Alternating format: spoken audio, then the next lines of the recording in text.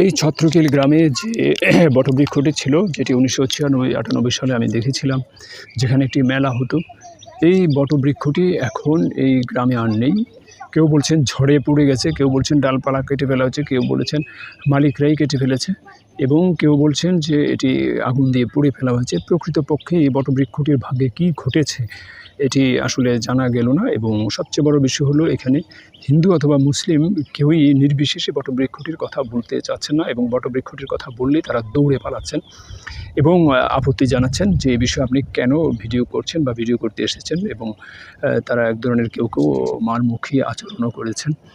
নারী পুরুষ নির্বিশেষেই তো আমি একদম একা এলাম এবং সহনশীলভাবে তাদের সঙ্গে মত বিনিময় করলাম।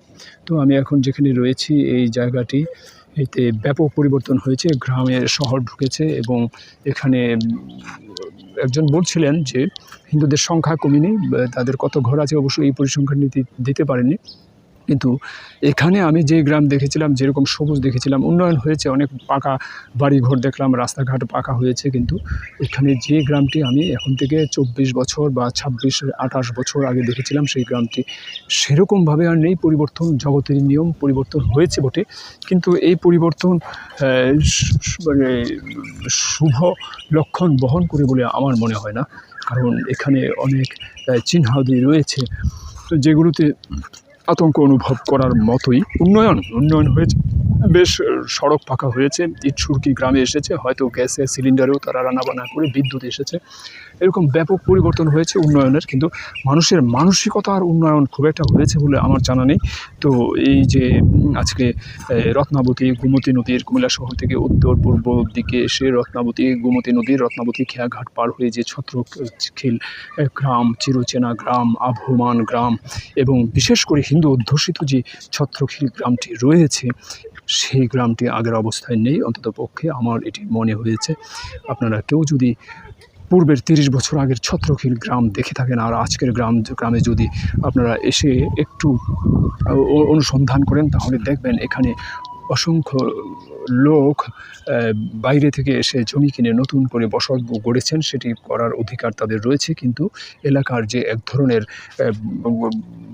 আবহ ছিল, সেই আবহটি বিশেষভাবে নষ্ট হয়েছে। এবং তার অন্যতম একটি দৃষ্টান্ত হলো এখানে যে বটবৃক্ষটি ছিল। আমাকে রেকর্ড করতে দেয়নি। অনেকে বলেছেন এই বটবৃক্ষটিকে পরিকল্পিতভাবে দুষ্কৃতকারী বলছেন, কিন্তু কমিউনাল বা সাম্প্রদায়িক মানুষ বলছেন না, কেউ বলছেন দুষ্কৃতকারী বা সন্ত্রাসী, বা কেউ বলছেন উশৃঙ্খল যুবকেরা এই বটবৃক্ষটিকে পুড়িয়ে ফেলেছে।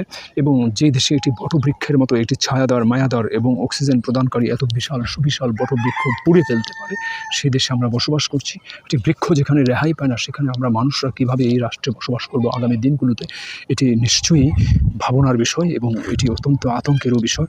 তো আমরা আপনাদেরকে জায়গায় জায়গায় ঘুরে ঘুরে বাংলাদেশে ওদিন বরুড়া বাজার থেকে মহেশপুরে যাওয়ার পথে 2 মাস আগে একটি সুবিশাল বটবৃক্ষ, বটগাছতলী নামে একটি জায়গা ছিল, বটগাছতলীতে একটি বিশাল বটবৃক্ষ ছিল, কিন্তু সেদিন গিয়ে দেখলাম যে বটবৃক্ষটি কেটে ফেলা হয়েছে। সারা বাংলাদেশে পরিকল্পিতভাবে মাদ্রাসা তৈরি হচ্ছে, মসজিদ তৈরি হচ্ছে, সে মুসলিম রাষ্ট্র হিসেবে হতেই পারে, কিন্তু এইভাবে পরিকল্পিতভাবে যে বটবৃক্ষগুলো কেটে ফেলা হচ্ছে, উচ্ছেদ করা হচ্ছে, হিন্দুদের তাড়িয়ে দেওয়া হচ্ছে, এটি অত্যন্ত আশঙ্কাজনক।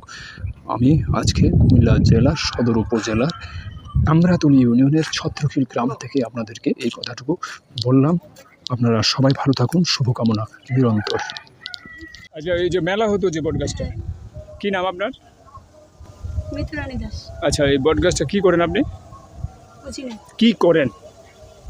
কি করেন বলতে? পড়াশোনা করেন? হ্যাঁ, পড়াশোনা। কিসে পড়েন? Nursing college.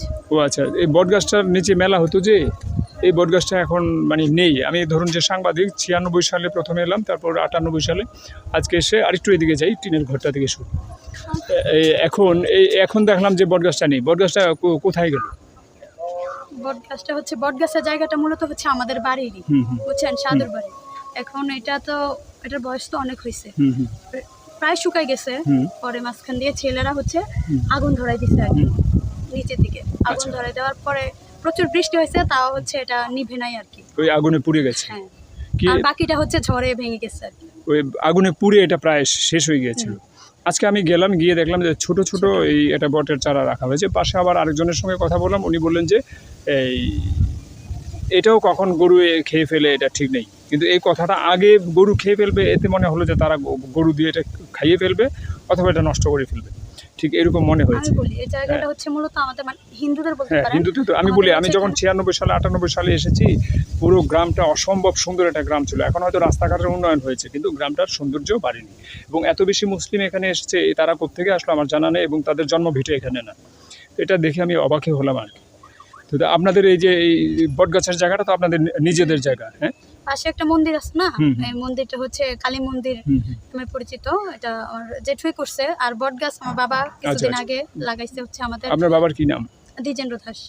আপনাদের বাড়ি কি বটগাছের কাছাকাছি? হ্যাঁ, সাধুর বাড়ি আমাদের বাড়ি। তো আপনার বাবার সঙ্গে আরেকদিন এলে পরে কথা বলবো। কথা বলিয়েন, এখন আজকে কথা বলার সুযোগ নেই, হচ্ছে আজকে আমার দিদির বিয়ে। ও আচ্ছা, ওই ওখানে যে একটা বিয়ের অনুষ্ঠান হচ্ছে, এই সেই ওই বাড়ি আমাদের ওই বাড়ি, পুকুরে পশ্চিম বাড়ি। তো আমি ওখান থেকে ঘুরে এসেছি, আমি উত্তর পাড় দিয়ে ফিরেছি আর কি। হ্যাঁ, তো ঠিক আছে, ভালো থাকুন তাহলে। আরও মুসলিম কয়েকজন নারীর সাক্ষাৎকার নিলাম আপনাদের বাড়ি, তাহলে উত্তর দিকের বাড়ির। হ্যাঁ, তাহলে আজকে আপনাদের ব্যস্ততা আছে, তাহলে অন্যদিন কথা বলা যাবে। আমি কার্ড দিয়ে এখানে নাম্বার আছে, প্রয়োজন আপনারা পরে ফোন দিলে আপনার বাবার এসে সাক্ষাৎকার নিয়ে যাবো। হ্যাঁ।